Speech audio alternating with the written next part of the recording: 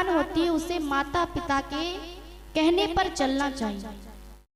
अगर माता पिता कह रहे हैं तो सही ही कह रहे होंगे, क्योंकि माता पिता कभी हमारा ये नहीं चाहते कि हमारा कोई दिक्कत हो या फिर हमारा कोई दुरुपयोग करे।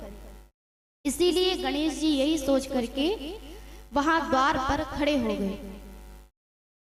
और द्वार पर खड़े हो गए तो शंकर जी आए। शंकर जी देखे बड़ा सुंदर बालक है। शंकर जी बोले कि बेटा आप कौन हो? तो वो गणेश जी महाराज बोले कि देखिए हम पार्वती मैया के पुत्र हैं और हमारा नाम गणेश है। शंकर जी बोले तो आपने यहाँ पर आप यहाँ पर रास्ते में क्यों खड़े हुए? आपको पता है ये महल है? बोले नहीं, हमारी मैया ने आज्ञा दी है कि कोई भी आए किसी को अंदर मत आने देना। बोले नहीं, हम आपके पिताजी हैं, क्योंकि अगर वो आपकी मैया है तो हम उनके पति देव हैं। गणेश जी बोले हम कैसे स्वीकार कर लें? अगर हमारी माता जी ने ये नहीं बोला है कि आप हमारे पिताजी हैं तो आप हमारे पिता हो ही नहीं सकते।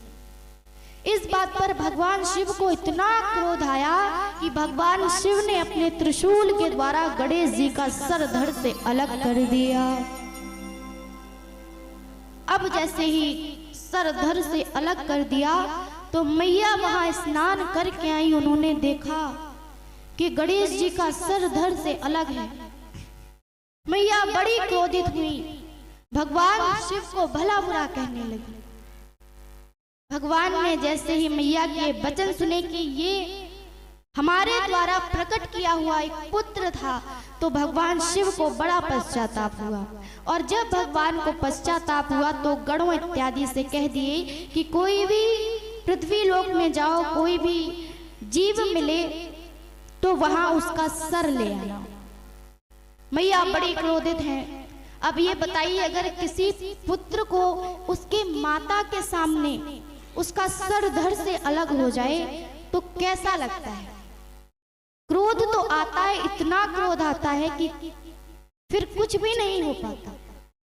और क्रोध जब इतना बढ़ जाता है तो फिर मैया काली का रूप ले लेते हैं।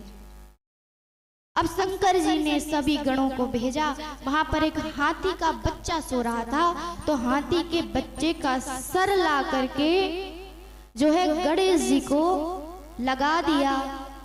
और फिर गणेश जी जो है प्रकट हो गए। और अब असली गणेश जी महाराज प्रकट हुए, जिस प्रकार उनका स्वरूप है।